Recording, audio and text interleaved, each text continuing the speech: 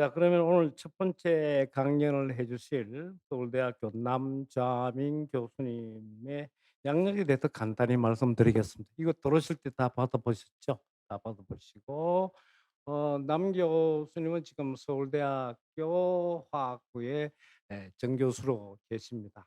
많은 활동을 하셨는데 그중에서도 가장 크게 활동하셨는 게 우리 한림원의 젊은 과학자 45세 이하 와이카스트 한국 차세대 과학기술 한림원 창립 멤버고 창립 간사를 역임하셨습니다. 그리고 와이카스트가 회원 45 세고 이후에 동문이라는 직책을 한 5 년을 가지는데 2년 전부터 와이카스트 회원이 이제 정회원으로 들어옵니다. 올해도 우리 강기석 회원과 우리 남자민 교수님이 두 번째로 와이카스트 차세대 회원이 있다가 정회원으로 입회를 하게 됩니다. 이거는 뭐 다른 양력은 다 참고해 주시고요. 오늘 남 교수님께서는 화학 쪽에 우리 플라즈모닉 금속 나노 입자 분야의 선도 과학자십니다. 표면 정강, 라만 산란 신호 정폭 및 조절을 신개념 나노갭 입자 개발을 통해 해결하였으며 플라즈모닉 나노 입자 개질된 인공 세포막 칩의 개념을 세계 최초로 구현하셨습니다. 남 교수님의 뒷조사를 한번 해 봤는데요. 아마 학생들하고 이제 연락을 했는데 남 교수님 좋은 말만 합니다, 학생들이. 또 예, 항상 이야기하지만 정치적인 대답인데요.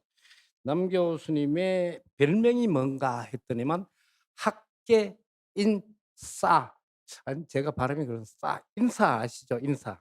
인사는 우리 인사이드의 줄임말입니다. 그러니까 모든 모임에 적극적으로 하는.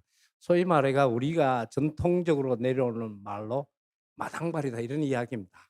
학문 분야에 우리 화학계 분야에 여러 가지의 많은 일에 적극적으로 참여를 하시고 우리 인적 네트워킹이 상당히 많다고 우리 학생들도 알고 있고 저도 알고 있고 유욱준 원장님도 알고 있습니다. 예. 적극적으로 하고 이런 인싸력을 바탕으로 해외 및 국내 연구진들과 아 활발한 공동 연구를 하시고 좋은 성과를 내시고 있다고 합니다. 근데 아마 인제 한림원 정의원이 되면 한림원의 인싸가 되지 않겠는가. 한림원에도 할 일이 너무나 많습니다. 이제 한림원이 여러 가지 운영회도 있고 여러 가지 위원회가 있는데 아마 남자민 교수님의 이제는 석학입니다. 석학이니까 남자민 석학의 예 활동이 기대가 됩니다. 그러면 학계 인사이신 우리 첫 번째 강연자이신 우리 남자민 교수님을 모시고 오늘 강연 제목이 저렇습니다. 처음 합니다. 2년 3 년째 하는데 영어로 이래 제목하신 분은 첫 번째입니다. To 발음이 맞나 모르겠는데 To boldly go where no one has gone before. 이렇게 남이 가지 않은 길을 내가 꿋꿋이 그냥 들이대겠다는 이야기입니다. 이런 제목으로 우리 남자민 교수님을 앞으로 모실 때 다들 일어나셔서 큰 박수를 맞이해 주시기 바랍니다. 남자민 교수님 앞으로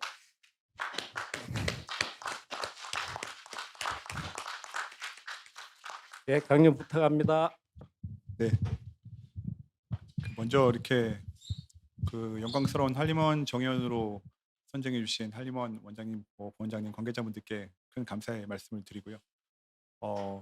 이게 좀 일반 강연하고 좀 너무 달라서 커리어 디시전이어서 저는 이제 좀 학문적인 얘기는 약간 중간중간에 좀 양념으로 하고 왜 이런 결정을 내리게 되었는지 커리어에 있어서, 그리고 저도 뭐 한림원 정연이 되긴 했지만 앞으로 굉장히 커리어가 많이 남아서요. 앞으로 어떤 식의 마음가짐을 가지고 제가 이제 연구를 계속 할지 이거에 대해서 좀 말씀을 드리도록 하겠습니다. 저희 연구실에서는 이제 총괄 원장님께서 말씀을 이제 하셨지만 금속 나노 입자를 디자인하고 합성을 하는 게 이제 기본이 되겠습니다. 그래서 이런 금속 나노 입자에서 굉장히 강한 이제 플라즈모닉 특성이 나타나는데, 자유전자의 집단 진동으로 나노 입자 표면에서 일어나는 굉장히 어떤 여러 가지 필드 전자기장 같은 것들이 이제 그 로컬라이즈가 되고 증강이 되는 이런 현상들이 일어나는데요. 그런 것들을 저희가 다양하게 분석하고 해석하고, 그리고 그 특히 이제 광학 신호의 이제 증강이 일어나는 구조들, 그리고 또 새로운 형태의 그런 플라즈마 모드를 가지는 구조들, 그리고 이런 미케니컬 모션을 가지는 새로운 구조들을 저희가 합성을 하고, 그걸 이제 바이오 센싱이나 이미징이나 이제 치료 쪽에 활용하는 연구를 많이 했고요. 아까 인공세포막 칩이라는 거는 이런 나노 입자를 이런 인공세포막 칩을 만든 다음에 이런 플라즈모니 입자를 붙여서 얘들이 실시간으로 움직이면서 서로 상호작용을, 표면에 있는 DNA나 단백질들이 함으로 인해서 커플링이 일어나는데, 그러면서 신호 변화가 일어나거든요. 이런 것들을 실시간으로 모니터링할 수 있는, 그리고 이거를 기반으로 그 컴퓨팅, DNA 컴퓨팅을 단입자 랩에서 할 수 있는 이런 것들을 저희가 구현을 하고, 그 외에 차세대 PCR 나노 입자로 구현하는 이런 연구들을 하고 있습니다.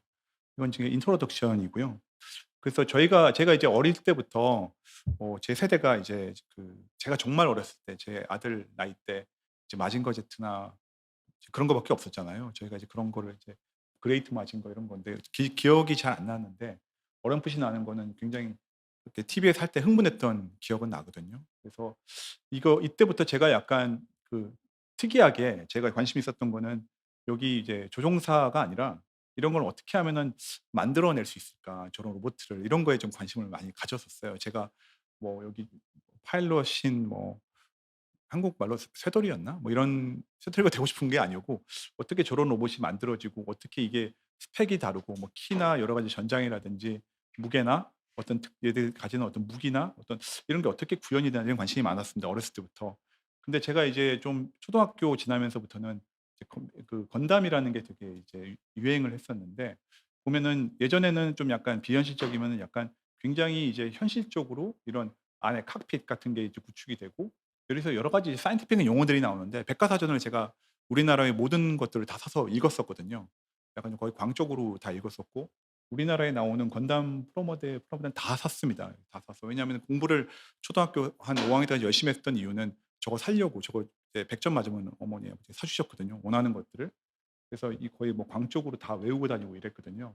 그래서 이거 제가 이제 꿈이었던 게, 그러니까 '로봇을 만들어야겠다.' 왜냐하면 초등학교 때는 이제 국내나 해외 과학계, 과학기술계 어떤 연구를 하는지 뭐 잘 모르니까 가능한 줄 알았거든요. 이런 연구를 하는 게 있는 줄 알았는데, 실제로 이제 보니까 제가 중학교 때 깨달은 게, 초등학교 6 학년 때부터 좀 깨달은 게, 로보트가 이런 거 밖에 없더라고요. 아무리 뒤지고 찾아도 산업용 로봇 암 밖에 없는 거예요. 그래서 아니 내가 꿈은 이제 그런 로봇을 진짜 만드는 건데, 인간형 로봇을 만드는 건데 이거밖에 없으니까 약간 꿈을 잃었었습니다. 제가 이제 그때는 중학교 때 꿈을 잃었어요. 그래서 과학자가 해 봤자 나는 그런 그 만들고 싶은데 만들 수 있는 건 이거밖에 없으니까 '나는 그럼 내가 과학자가 되는 게 꿈이 아닌가?' 그래서 방황을 하는 시기를 좀 가졌습니다.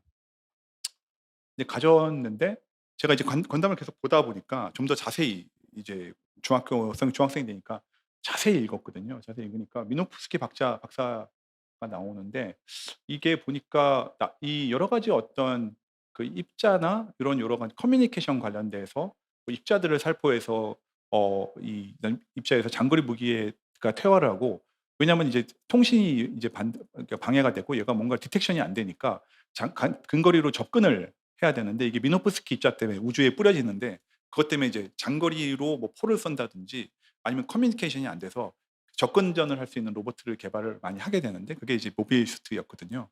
굉장히 자세히 읽어보면 굉장히 사이언티픽하거든요. 그래서 그러면 내가 요런 식의 뭔가 이 관련된 기술을 개발하는 것도 관심이 있겠다. 그래서 그때 약간 화학이나 물리에 관심이 좀 생기기 시작했습니다. 그게 제가 한 중학교 한 3 학년 때 좀 얘기고요. 그래서 다시 과학에 관심이 좀 생겼고요. 근데 제가 이제 그다음에, 그렇지만 이제 정확히 뭘 해야 되는지는 몰랐는데, 왜냐하면 고1 때나 이제 가르치는 게, 고2 때도 가르치는 게 뭐 수학 위주로 가르치지, 뭐 화학도 굉장히 수준이 낮았거든요. 약간 뭐 피리오딕 테이블이나 이런 거였지. 근데 고2 말에 가니까 현대 화학을 하는데 양자역학, 입자 뭐 이런 걸 배우는데 너무 재밌는 거예요. 그래서 '다시 내가 공부를 해야겠다.'라고 생각을 했고, 특히 이제 슈레딩거의 어떤 그 슈레딩거 이퀘이션이라든지 양자 개념, 특히 양자화학, 양자역학 개념 것들이 나오는데 그게 너무 이제 재밌었어요. 그게 입자에 대한 관심이나 어떤 뭐 서브파리클 이런 거에 대한 관심은 제가 사실은 아까 말씀드린 미노프스틱 입자나 이런 것 때문에 처음에 있었는데 연결이 되기 시작하면서 저는 사실 뭐가 흥미롭지 않으면 못하는 사람이거든요. 그래서 그때부터 다시 관심을 가져서 막연하게 이제 '화학을 하고 싶다.'라는 생각을 이제 처음 하게 됐습니다. 그다음에 이제 제가 그렇지만 이제 고 1-2 때 공부를 안 했잖아요. 그래서 내신이 좋지는 않았는데 어 이제 한양대 들어가서 제가 이제 처음에 하고 싶었던 게 저는 이제 화학이 좋아서 한 거니까 그 당시에 이제 1 학년 때 한글로 된 교재들로 배웠는데 제가 하고 싶은 거는 이제 좀 깊이 있게 하고 싶었습니다. 그래서 뭐 양자도 배우고 싶고 이래서 근데 보니까 우리나라의 그 하버드대 화학 교재가 누구한테 얘기를 들었는데 굉장히 좋은 재밌는 교재라고 해서 어떻게 보면 좀 이제 학점 이런 측면이 잘못된 건데 한양대 1 학년 때 그 교재보다는 이걸 공부하고 싶었습니다. 근데 이게 우리나라에 수입이 안 됐었거든요, 외국에 없어서. 근데 교보문고에 연락을 해 보니까 한 6번 정도의 전화가 리퀘스트가 오면은 수입을 한대요. 그래서 제가 1 학년 애들 중에 화학을 좀 좋아해 보이는 5 명을 섭외를 해서 이 책을 가지고 스터디 그룹을 하자. 그 대신 전화를 우리가 간격을 두고 전화를 좀 해야 된다. 그래서 6번 전화를 해서 수입이 됐습니다, 이 책이 우리나라에. 요걸로 이제 제가 그 스터디를 했고요. 학생들하고 그냥 스터디 그룹 만들어서 문제도 다 풀고 뭐 이런 걸 했었습니다. 학점에는 전혀 행동이 도움이 안 되는 행동이었지만 저한테는 이제 큰 어떤 저희 파운데이션이 되는 그런 어떤 순간이었고 이제 양자역학을 좋아하게 됐으니까 1 학년 제가 이제 대학교 1 학년 겨울방학 때 박사과정 물리화학 이쪽 전공하는 사람들을 위해서 박사과정 학생들을 위해서 원현도 교수님이라고 하버드 카플러스 랩에서 있다가 이제 포스닥 하시다 오신 분이 계시는 새로운 교수님인데 그분이 어 이 코엔 타누지의 물리 양자역학의 어떤 진짜 법전 같은 책이거든요. 두께 이만하고. 그거에 대해서 특강을 하셨어요. 근데 저는 이제 1 학년 이었는데 대학교 1 학년인데 들어가니까 이제 좀 이상하게 생각하셨죠. '왜 얘가 앉아 있나?' 근데 저는 그냥 좋아서 간 거거든요. 그래서 근데 제가 이제 이걸 다 이해했다기보다 너무 좋았습니다. 그러니까 제 그거에 대한 열정을 다시 한번 확인을 했고 그래서 이 원현도 교수님이 이제 저한테 큰 영향을 이제 주셨고요. 저는 대학교 2 학년, 3 학년 초까지도 제가 좋아하는 것만 했습니다. 그러니까 예를 들면은 좋아하는 과목이 있으면은 뭐 셀 바이올로지가 재밌고 공부하고 싶으면 그 책 같은 거 공부를 스터디 그룹을 하고 뭐 이랬었습니다. 그래서 제가 이제 석사를 이제 원현도 교수님 랩에 이제 처음 가게 된 게 유학을 갈 생각을 계속했지만 왜냐하면은 좀 공부를 하고 싶었어요, 이거에 대해서. 제 열정이 있었으니까.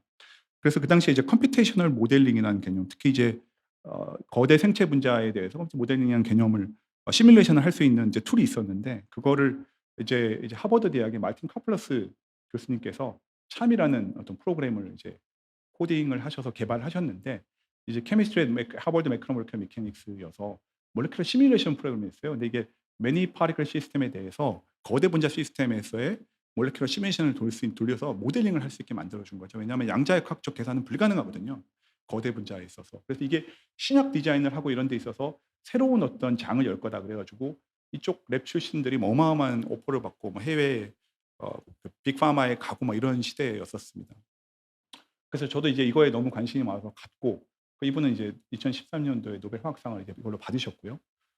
근데 이제 제가 여기서 이제 생각을 했던 거는 너무 이게 좋지만 이게 실험을 저는 성격이 결국은 이제 모델링을 한 다음에 실험하고 코릴레이션을 해야 되는데 그 당시 막 도서관에서 그 자료를 찾고 이런 과정에 있어서 너무 이게 좀 답답하다고 해야 되나? 저는 실험을 차라리 하는 게 낫겠다는 생각을 했습니다. 그러니까 저는 제 결정은 늘 뭐냐면 '내가 뭐에 열정이 제일 큰가?'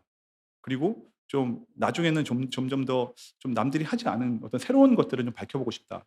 이런 생각들을 굉장히 많이 했거든요. 그래서 그런 식의 여기서도 결정을 내렸던 것 같아요. 석사 마치면서 교수님한테도 제가 저는 실험을 하는 랩으로 이제 좀 커리어를 바꾸겠습니다." 이런 식으로 말씀을 드렸습니다. 너무 저한테 좋은 말씀도 많이 해 주시고 큰 영향을 끼치셨던 거는 이때 제가 이제 어찌 됐건 제 어떤 커리어에 열정을 가지는 데 어떤 코어 역할을 이제 해 주셨고 어 그때도 제가 이제 즐겨 봤던 이거 원현도 교수님도 너무 좋아하시고 포스터도 걸어 놓으시고 그런 건데 스타트랙이었는데 거기서 이제 여기 캡틴 커크가 나오는데 이런 말이 나와요. "Leads his crew as they explore new world, 어 new civilization and to boldly go where no one" 앞에 늘 이 말이 나오거든요. 그래서 이게 제 뇌에 이제 각인이 됐어요. 열정 외에 내가 해야 되는 건 좀 이런 개념을 가지고 늘 연구를 해야 되지 않나라는 어떤 하나의 저희 모토가 이제 생기게 됐고요. 그래서 이게 제 커리어에 늘 제가 이제 커리어 결정을 할 때 뭘 해야 되는지 정해야 되잖아요. 큰 어떤 영향을 이제 끼치게 됐고요. 그다음에 이제 대학원을 갈 때는 제가 결정을 이제 내려야 됐던 거는 이제 컴퓨테이셔널 시뮬레이션 모델링을 하다가 실험으로 바꿨잖아요. 근데 그때 제가 이제 보다가 남들이 좀 새로 그때 시작하려는 게 뭐였나 쭉 살펴보니까 나노 분야였거든요. 그게 2000년 정도였는데요. 2000 그때 근처였는데 제가 서치를 1999 년부터 해 보니까 99년에 제가 결정을 내렸거든요. '나는 이제 실험적으로 가야겠다.' 근데 제가 이제 이론적 백그라운드가 있으니까 이때 노스웨스턴의 체드 머킨이라는 교수가 케미스트리하고 머티리얼 인터페이스인데 특히 이제 DNA하고 나노 입자 뭐 이런 걸로 새로운 걸 막 하더라고요. 그래서 굉장히 흥미로워 보였고 여기 또 재밌는 게 저 조인 스튜던트가 가능했어요. 이제 마크 레토너라고 이제 몰레큘러 와이어 쪽 이론 쪽의 대가 교수님이신데요.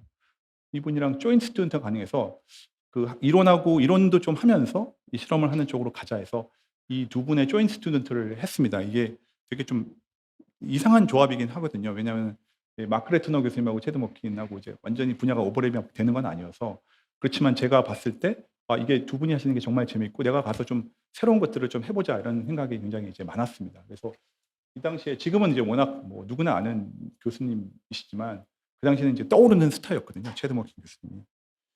그래서 그 당시에 이제 했던 게 체드 머킨 교수님이 금나노 입자에 이제 DNA를 붙여서 지금은 어떤 DNA나 이런 것들을 단백질을 그 금속 구조에 붙이고 이런 게 많이 일반화되어 있는데 이분이 했던 96년 네이처 논문 이런 거를 처음 그러니까 바이오 몰레큘을 이노르게닉 그 물질에 붙인 게 처음 이 일을 했던 거고요. 그래서 이걸 기반으로 뭐 입자들이 어셈블리가 되면 뭐 용액의 색깔이 변하고 요런 에세이를 처음 개발을 해서 하셨었고요. 그래서 이게 이런 것들로 이제 여러 가지 연구를 하시고 뭐 바이오 검지도 하시고 이러셨던 거고요. 그래서 제가 조인한 다음에 그러면 저는 이제 그 약간 그 "To boldly go where no one has gone before"라는 되게 어떻게 보면은 뭐 클리셰하기도 하지만 제가 이제 그 생각을 하면서 그러면 좀 여기서 머키냅이 하던 거 말고 좀 새로운 걸 해 보자.'라는 생각을 늘 했었고요. 그래서 제가 이제 체드랩에 조인하면서 대학원 1년 차 때 이메일을 보내고 이제 프로포잘을 2페이지짜리를 보냈어요. 그래서 "내가 하고 싶은 건 난 이런 거 하고 싶다."라고 얘기를 했습니다. 뭐냐면은 제가 쓴 게 "Can you come up with a detection system that is good with respect to any bioanalyte?" 이게 뭐냐면 단백질, DNA, RNA나 작은 분자에 대해서 모두에 대해서 디텍션 시스템 작동하는 디텍션 시스템인데 이게 PCR이라고 폴리머레이즈 체인 리액션이라고 다 해 보셨을 거예요, 코로나 때.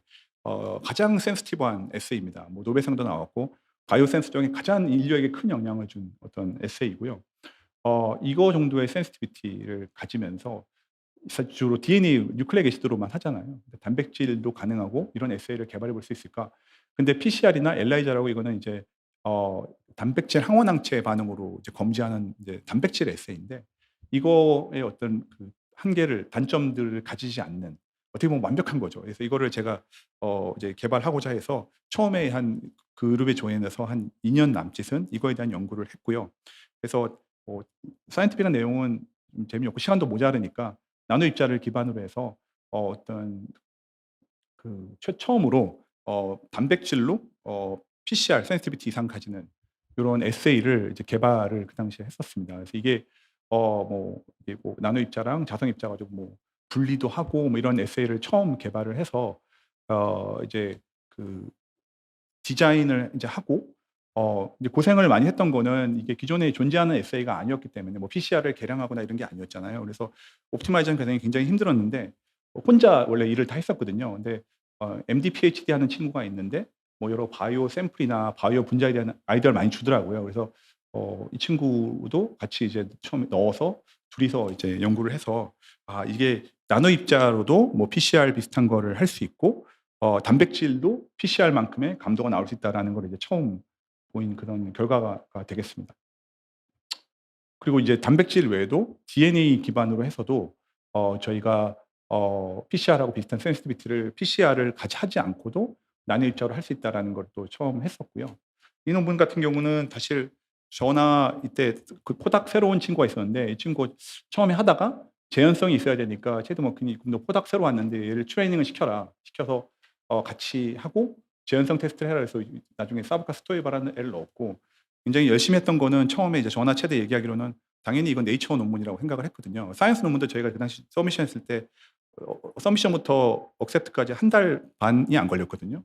새로운 거니까. 근데 이것도 새로운 거니까 '네이처에 낼 수 있겠다.' 당연히 생각했는데, 체드 머킨이 노벨상 욕심이 아직 못 받았지만 여기서 욕심이 있어서 화학 노벨화학상은 이제 잭스 논문 빅페이퍼를 좀 있어야 되는 거여서 자기는 잭스에 내고 싶다는 거예요. 그래서 그 잭스에 냈거든요.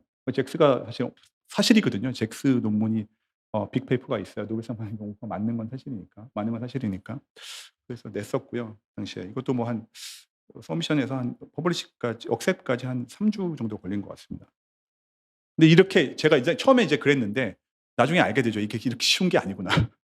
그 당시에 정말 제가 뭐 새로운 걸 하려고 하게 됐지만 운이 좋았다, 이런 것도 있고 여러 가지 이제 새로운 스토리를 했던 게 이제 잘 주요한 것 같아요, 그 당시에는. 그래서 이제 바이오 바코드라는 에세이였고요. 이건 그래서 제가 이제 박사 과정을 끝내면서 기술 이전도 하고 이렇게 했던 거고요. 이걸로 뭐 알츠하이머 진단에도 초고감도니까 '단백질 에세이를 할 수 있지 않을까.'라는 걸 해서 그런 연구도 이제 해서 논문도 또 냈었고, 뭐 이제 이 그 어 전리선암 관련된 거, 암 재발하는 거에도 저 활용을 해서 하는 연구들을 제가 졸업한 다음에 계속 거기서 했었고요. 코닥은 저는 이제 똑같은 거를 나노 입자하는데 나노 입자하는 랩을 안 가고 다른 랩을 가고 싶어서, 어 그게 약간 뭐 제가 그냥 앞에 좀 서두에 말씀드렸지만 그게 계속 작용을 저한테 하더라고요. 그래서 '그럼 포스닥은 전혀 다른 거 하자.' 이렇게 생각을 했고요. 그래서 그 세포막 물질을 새로운 물질인데 '물질로 좀 머티리얼로 접근해 보자.'라는 생각에, 그다음에 이제 단분자 이미징 이런 게 중요하다고 생각을 했었어요. 그래서 포닥은 이런 거 말고 세포막 화학하고 생체 단분자 이미징을 제일 잘하는 젊은 교수였거든요. 뭐 조 교수 6년 차, 7년 차 이런 교수였는데, 여기서 이런 단백질 세포하고 인터페이스 되는 그래서 단분자 이미징하고 이런 것들을 하는 랩을 저희가 갔었습니다. 그래서 리피드 바이레어 이런 거에 대해서 많이 배우게 되고요. 그래서 이때 이제 프로포절을 내고 제가 포닥을 나오기 전에 서울대하고 이제 뭐 이런 한양대에서 그 포닥 시작하면서 톡을 했었는데, 이제 저기 새로운 분야고 제가 하고 그러다 보니까 그 교수님들이 지원을 하라 그래서 포닥을 사실 1 년밖에 못 했어요. 1년 못 하고 그래서 뭐 굉장히 짧게 있다가 이제 한국에 이제 들어왔거든요. 그래서 근데 그때 이제 아이디어를 이제 요런 암 전이 세포에서의 요 밑에 패턴 뮤테이션을 했을 때 암 그 전이 세포의 어떤 그 피노타입이 완전히 변하더라라는 요런 프로포절이었는데, 이걸로 이 교수가 뭐 제가 떠난 직후에 HHMI 인베스티게이터라고 바이오에서는 엄청 큰 언어거든요. 요거를 받았고요. 그다음에 논문이 제가 떠난 지 한 2-3 년, 3년 정도 후에 사이언스에 또 나왔습니다. 그래서 제가 오래 안 있었지만 지금 저하고 제일 친한 친구 중에 한 명이거든요. 왜냐하면은 요 이런 영향이 있는 것 같아요.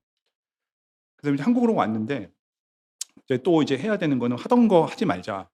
늘 그 생각을 하고 있으니까 '그럼 좀 바꾸자. 그 대신 내가 그전에 알고 있는 문제들을 좀 기반을 해서 좀 새로운 걸 해 보자.'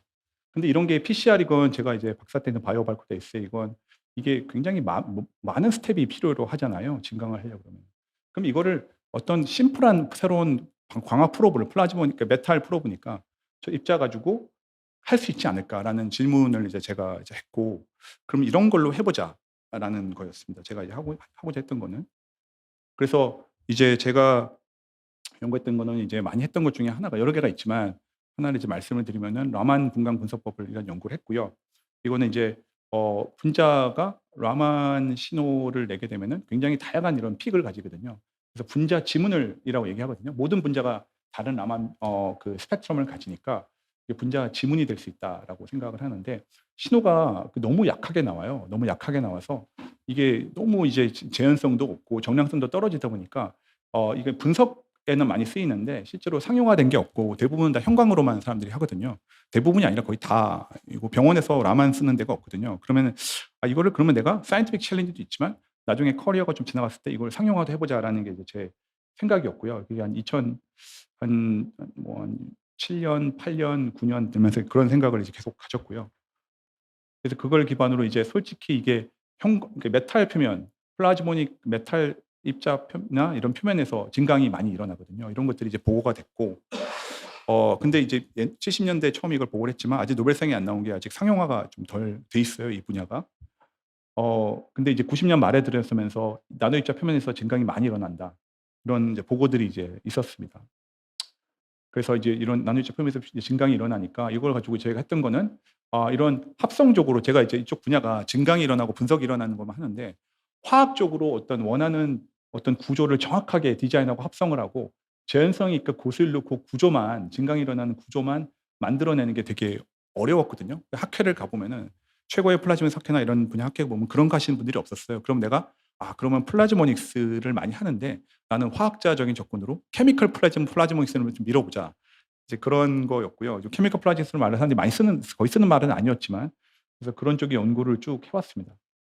그래서 8분 남았는데 이제 제가 그래서 이제 그런 거를 지난 15년 정도 쭉 해왔고요. 그래서 그걸 통해서 입자에서 굉장히 균일한 어떤 진강을 일으키는 다양한 구조들을 고수율로 합성을 해서 이거 가지고 이제 이 라만 분자들이 신호를 진강을 균일하게 일으키는, 즉 그 나노갭 인핸스 라만 스캐터링, 아까 이제 서피스 인핸스 라만 스캐터링이라고 얘기를 많이 했는데 그 분야하고, 그다음에 이제 정량 라만 이런 쪽의 연구를 굉장히 많이 이제 오랫동안 진행을 제가 해 왔고요. 이쪽을 이제 푸싱을 해서 어떤 케미스트리가 여기서 핵심적인 역할을 한다라는 패러다임을, 이쪽 분야가 굉장히 인터디스플리너리 하거든요. 이쪽에 이제 이제 제가 사실 학술적인 활동은 해외에서 많이 해서 그쪽 애들하고 굉장히 많은 어떤 그런 것들을 했고요. 그래서 뭐 단분자 라만이라든지 뭐 이런 연구들을 굉장히 많이 이제 했고, 지금은 이제 제가 고수율로 합성을 해서 이걸 기반으로 해서 최근에는 뭐 여러 가지 그 에세이도 이제 제가 개발을 해서 연구를 진행을 하고 있습니다. 그래서 뭐 입자에서도 하고 어셈블리에서도 하고 바이오 샘플에서 적용을 하고 이런 연구들을 많이 하고 있고요. 보시면 아시겠지만 저희가 만드는 거는 굉장히 균일하게 만드는 데 많은 초점을 맞추고, 학생들도 이제 그런 데 많은 시간을 굉장히 많이 보내고요. 어 그다음에 이런 갭 구조들을 저희가 이제 만들었고요. 그래서 저희가 이제 앞으로 이제 하고자 하는 거는 결론적으로는 이제 정량적 썰스거든요. 이게 학술적으로는 그렇지만 이게 돼야 라만이 형광보다 훨씬 쓸모가 많아질 텐데, 라만이 그렇게 널리 쓰이지는 아직 않잖아요, 프랙티컬하게. 그럼 이게 정량성이 있으면은 라만이 형광보다 장점이 많잖아요. 분자 지문이고. 그런 것들로 인해서 훨씬 이제 뭐 형광에서 노벨상이 여러 개 나온 것처럼 라만도 충분히 그럴 수 있다고 생각을 하고요. 거기서 있어서의 여러 어떤 도전 포인트들, 그러니까 멀티 스케일이라든지, 이게 라만 현상이 일어나려 그러면은 아토믹 스케일부터 분자 스케일, 단일 입자, 어셈블드 구조 스케일, 그리고 측정법 이런 것들이 다 이해가 다 돼야 되는데, 연구를 하시는 분들이 대부분 하나의 스케일에서만 많이 하세요, 논문도. 결국은 이 모든 스케일에 대한 어떤 생각을 하고 그거의 문제들을 동시에 하나의 시스템에 대해서 해결을 해야, 이 다이머 구조라고 하더라도 이런 걸 다 생각을 해야 되는 거죠. 그러면 이제 정량 설스가 수십 년 동안 가능하지 않았는데 이게 이제 드디어 가능해지지 않을까. 그럼 이 분야가 본 궤도에 오를 수 있지 않을까. 거기서 이제 우리가 큰 역할을 하자, 이런 게 저희 랩의 하나의 것 중에 하나고요. 마지막으로 이제 잠깐만 이제 말씀드리면은, 결국은 그래서 저희가 어떤 입자 디자인 합성에서부터 저희가 이걸 시작을 하잖아요. 그러면 이걸 기반으로 해서 다양한 저희가 이제 구조를 만들어 디자인하고 만들어내고 고수율로 만들어내는 게 키워드거든요, 저희가. 그래서 제가 아까 앞에 로봇을 말씀드렸는데, 제가 이제 또 하나 굉장히 하고 싶은 분야 중에 하나가 나노 로바릭스거든요. 컴퓨팅도 있지만 로바릭스도 있고, 컴퓨팅 분야는 좀 뺐지만 너무 이제 그 시간이 많이 드니까. 이런 뭐 새로운 구조들을, 그러니까 굉장히 어려운 구조들, 뭐 프레임이나 이런 메커닉 이렇게 인터락이 되어 있는 구조라든지 이런 것들을 합성을 하고, 요런 걸 기반으로 어떤 머시너리를 구현을 하고, 요런 형태를 통해서 실제로 이제 나노 머시너리나 나노 로봇을 구현하는 연구를 앞으로는 좀 굉장히 많이 할 생각이거든요. 그래서 실제로 이게 나노 스케일에서의 어떤 머시너리를 구현을 해 보고 로바릭스를 또 진짜 재현성 있게 해서 좀 쓸모 있게 만들어 보자. 이런 게 이제 저의 이제 어떤 화학자로서의 하나의 이제 큰 방향이자 이제 꿈이라고 할 수 있습니다. 이게 제가 이제 나아가고자 하는 방향이고요. 이것도 이제 그러니까 똑같이 이제 작용하는 거는, 제가 좋아하는 거는 이렇게 기존에 있는 거를 모디피케이션 하는 게 아니라 이런 미케니컬 반딩이 된 이런 구조, 이런 뭐 나노 로텍스 이런 거는 사람들이 이제 만든 적이 없거든요. 그전에 한 번도. 근데 합성적으로 되게 어렵고 이제 학생들이 굉장히 열심히 연구를 해서 이게 가능한 거지만 만들지 않은 구조를 또 만들어 보자 이런 것도 이제 제가 하고자 하는 이제 분야이고요. 그래서 이제 제가 이제 앞에 서두에 좀 말씀을 안 드렸지만 제가 그 사이언스에 관심이 좀 줄었을 때 중학교 2학년 때나 이럴 때는 관심이 제가 제일 많이 시간을 썼던 게 추리 소설이었어요, 추리 소설. 애거스 크리스티 뭐 엘러리 퀸 어 그다음에 셜록 홈즈 시리즈라든지 이런 거 시리즈 모든 걸 다 읽었거든요. 그래서 제가 크게 관심을 가졌던 게 미스테리였어요, 미스테리. 미스테리를 솔빙하는 것보다 재밌는 게 없더라고요. 그래서 진짜 한 중1, 2 때는 추리 소설을 이제 수백 권을 읽었거든요, 수백 권을. 어 근데 이제 제가 좋아하는 이제 쿼트 중에 하나가 어 이 아인슈타인의 이제 이 한 얘기인데 이게 이제 뭐냐면은 "The most beautiful experience we can have is mysterious. The mysterious and it is the fundamental emotion which stands at cradle of true art and true science." 이게 다 사실 서로 이제 크로스하는 거잖아요. 아트가 됐건 사이언스가 됐건. 그래서 "Whoever does not know it and can no longer wonder, no longer marvel, is as good as dead and his eyes are dim." 그러니까 미스테리에 대한 어떤 뭐 호기심이나 이런 게 없는 사람은 죽은 것 같다 뭐 이런 얘기거든요. 근데 이게 비포 선셋이라는 지금은 좀 오래된 영화죠. 제가 굉장히 좋아하는 영화 중에 하나인데 여기도 보면은 이런 말을 해요. 이제 주인공이 "If you don't believe in any kind of magic or mystery." 아인슈타인 얘기를 하면서 "넌 죽은 사람하고 같다." 이런 얘기를 합니다. 그래서 이게 제가 살아 있고 제가 뭘 이제 액티브하게 뭘 하는 동안은 미스테리를 찾는 거 이게 사실 To boldly go where no one has gone before하고 비슷한 건데 그런 거였고 이제 아까 잠깐 말씀드렸지만 제가 애가사 크리스티라든지 뭐 이런 여러 추리 소설 때문에 제가 이게 합쳐지더라고요. 그래서 왜냐하면 제가 나중에 이제 더 나이 들어서는 뭐 스타트rek이나 이런 걸 많이 보게 되고 이러면서 '아 내가 가고자 하는 방향이 어떤 근간이 되는 거는 이거구나.' 그러니까 미스테리에 우리가 인류가 모르는 미스테리에 관심을 가지고 그다음에 이제 To boldly go where no one has gone before 인 게 제 어떤 어렸을 때 미노프스키 뭐 건담에 대한 관심하고 연결이 되면서 이게 제 어떤 커리어 디시전을 내리게 되는 하나의 가장 큰 모토가 이제 된 것 같아요. 그래서 이제 딱 1분 30초 정도 남았는데 그것도 이제 제가 이제 뭐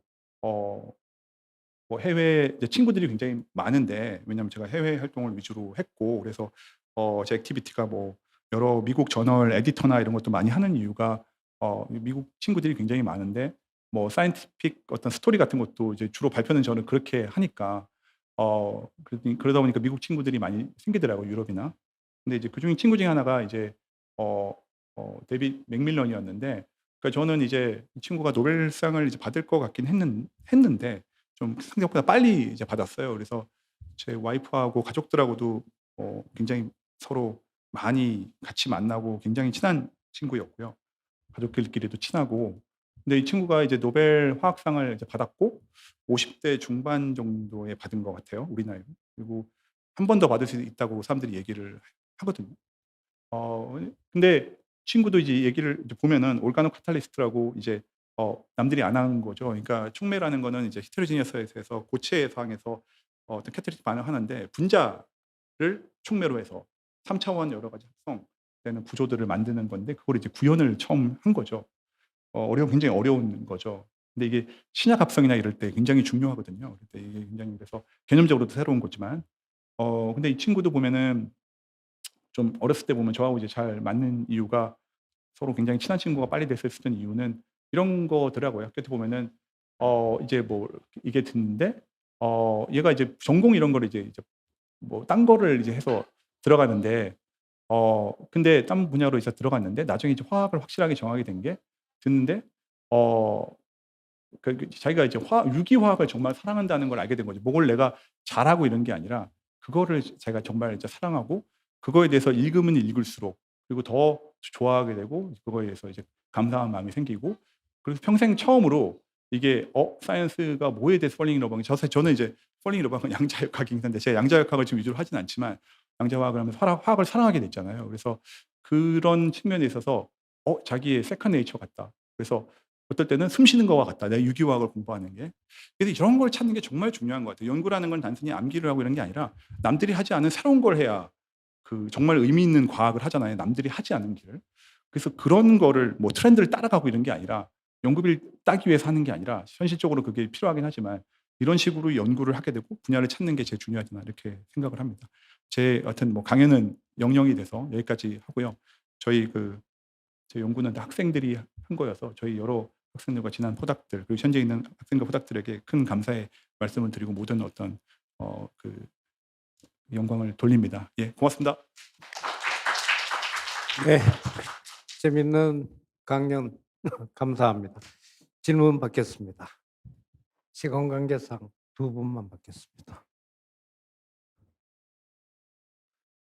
판을 깔아주면 또 안 하죠, 그죠? 질문해 주세요. 제자가 하셔도 됩니다. 아까는 크로스로 질문하라고 했는데, 네. 원장. 네. 들리나? 김명수 교수님, 뭐 전국에서 수석하신 분이잖아요. 근데 저보다 2년 선배인데 옛날에 한국에 내 82년대 부임했는데 부임하자마자 이제 스카우트 선배라서 찾아갔더니 그분 얘기가 많이 보니까 서울대학교 화학과에 다 둘러보니까 저기 무슨 해외 차관인가 뭘로 산 기계가 하나가 비닐 포장 씌운 채로 아무도 열어보지도 않은 기계가 있는데 보니까 라만이더라. 예. 그래서 자기 전공하고 전혀 관계없이 나는 이거 갖고 뭘 해야 논문이라도 쓰겠구나. 그래서 라만 갖고 해가지고 쭉 논문도 내고 했잖아요. 네. 그때 그 라만이 아직도 거기 화학과에서 이때 라만은 얼마나 발전했는지 기기가 그때에서 네네네. 그게 이제 79년, 80년쯤 됐을 겁니다. 네네. 그게도 다른 기계처럼 엄청난 성능 발전이 있었는지 나만은 그 소리가 잘 못 들어봐 가지고. 네네. 그러니까 그게 지금 말씀하신 것처럼 라만이 뭐 성능 발전은 어마어마하게 지금 돼 있고요. 그게 뭐 자동화라든지 뭐 여러 가지 어떤 다양한 어떤 아니 그 성능 레졸루션 파워 레졸루션 파워도 다 조절이 다양하게 가능하고 뭐 다양한 소스를 사용한다든지 소프트웨어가 되게 중요해요. 그런 것도 지금 중요하고. 하시는 라만으로 연구하는 거는 옛날에 김명수 그거는 선배 아닙니다. 교수님이 쓰는 것보다는 차원이 많이 네네네. 다른 차원에서 하고 있는 거죠. 뭐 레졸루션도 당연히 요새는 네. 콜레이션도 가능하거든요. 예. AFM이나 네, 다른 질문 없습니까? 부끄러워할 거 없어요. 그냥 평상시에 연구실에서 교수님 한테 질문하기 껄끄러운 거는 유튜브를 통해서 전국에 질문해 주시죠. 예, 예. 우선 발표 너무 재밌게 잘 들었습니다. 교수님께서 하신 연구가 사실 계속 새로운 거를 도전하시다 보니까 연구가 저희가 생각한 만큼 결과가 잘 안 나오거나 그런 어려움을 부딪힐 때가 많을 것 같은데 그럴 때마다 어떻게 극복하시는지 좀 궁금합니다. 네. 그게 이제 그런 적이 굉장히 많고요. 이제 한국에서는 두 가지인 것 같아요. 그러니까 두 가지는 뭐냐면은 이제 컬처가 이제 좀 임팩트가 있다든지 트랜슬레이션이 되거나 좀 트렌디한 걸 하는 게 좀 유리합니다. 우리나라는 키워드 위주로 많이 가고 그리고 뭐 심사를 하거나 이럴 때 어떤 뭐 딥사이언스를 하거나 이런 것 쪽에 지금 심사용 풀도 그렇게 넉넉하지가 않아요. 몇 명 내면은 할 사람이 없어요. 미국이나 이런 데는 그런 게 굉장히 풍부하거든요. 그리고 페어한 디스커션으로 페어한 결정 내리는 게 굉장히 많은데 우리나라는 이제 그런 게 있는 게 굉장히 이제 힘들어서 저 같은 경우는 이제 사실은 저희 나라 상황에 맞추긴 해야 돼서 새로운 거와 좀 트렌디한 것도 섞어서 사실은 산업화 관련된 과제도 같이 해야 된다는 걸 깨달아서 그렇게 많이 했고요. 이제 또 하나는 뭐냐면은 또 하나 어려운 거는 이제 저희 나라가 이제 좀 새로운 거를 하고 그럴 때 외국에 이제 저는 맨날 아까 뭐 그런 친구들하고 이제 비교를 하게 되면은 뭐 제일 잘하는 친구 비교하게 되면은 거기는 이제 뭐 포닥들 그리고 이제 제일 잘하는 제일 뛰어난 포닥들 대개적으로 그다음에 그러면 뭔가 새로 시작할 때 빨리 시작할 수 있거든요. 준비가 된 이제 친구들이어서. 그런 친구들이 한 3년 정도 있잖아요. 그다음에 이제 박사과정 이제 굉장히 뛰어난 친구들이 계속 박사까지 하는데 우리나라는 일부 그러니까 굉장히 많은 친구들은 한국에 계속 박사학위 하는 경우도 있지만 외국을 나가잖아요. 그래서 하다가 끊어지는 경우가 굉장히 많아요. 그래서 제일 어려운 아까 컴퓨팅 얘기는 아니지만 나눔입자 컴퓨팅 같은 걸 할 때 제가 하고 싶은 게 뉴럴 네트워크 기초적인 거 했는데 제가 논문을 사이언스에 냈는데 리뷰어 코멘트나 이제 그게 그럼 딥 러닝 가능하냐? 뉴럴의 복잡한 거 가능하냐?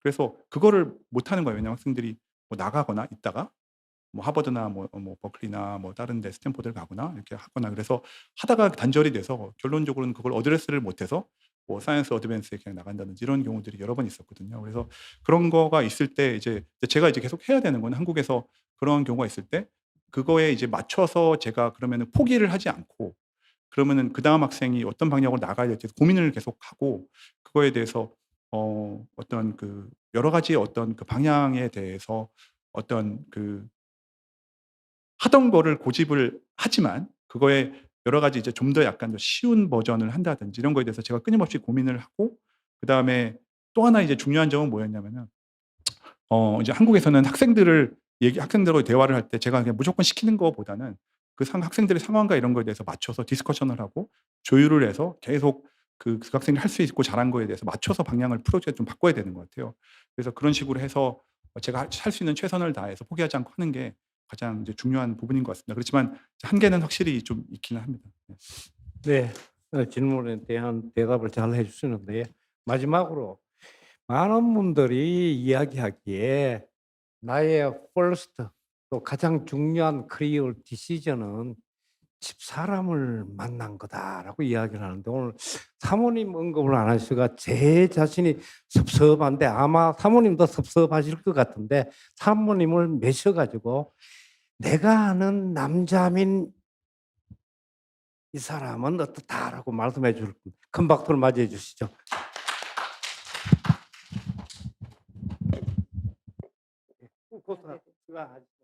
네, 안녕하세요. 남자민 교수 와이프 차주은이라고 합니다. 먼저 이렇게 이 자리에 저와 저희 아들을 초청해 주셔서 한림원 원장님, 부원장님, 관계자분들 감사를 드립니다. 저희 남편이 앞으로 더 세계적인 학자이자 리더가 되라는 뜻으로 앞으로 열심히 내조하고 노력하겠습니다. 저희 아이가 지금 5살인데 늦은 나이에 아이를 낳아 육아까지 하느라 아마 지난 5년간 남자민 교수가 매일 다크서클을 달며 발표를 하고 힘들었을 텐데 이렇게 이 자리에 저희 아이와 함께 오니 보람된 것 같아요. 학생들이 학계 인싸라고 부른다고 하셨는데 그동안 열심히 해외도 가고 작년에는 안식년으로 스탠포드도 방문하고 많은 외국 교수분들도 가족들도 같이 만나고 국제적인 활동을 열심히 했는데 많이 힘들었지만 결심을 맺어서 보람 있는 순간인 것 같아요. 저희 남편은 어느 자리건 저랑 저희 아들을 데리고 가는 스타일이라 아마 저희 아들도 되게 힘들었을 텐데 이렇게 같이 오니 너무 뿌듯한 것 같아요. 그리고 앞으로 남자민 교수 태율이 아빠가 더 좋은 세계적으로 뻗어나갈 수 있게 서포트하겠습니다. 감사합니다. 예, 감사합니다. 아이고, 조금 이래 좀 우리가 모르는 사실을 알려달라고 했는데 칭찬만 했죠, 남편. 그죠? 태율이 얼굴을 보니까 전혀 그런 얼굴이 아닌데 우리 아빠는 영. 하여튼 뭐 감사드립니다. 예, 우리 남자민 교수님 큰 박수로 다시 예, 강연 감사드립니다.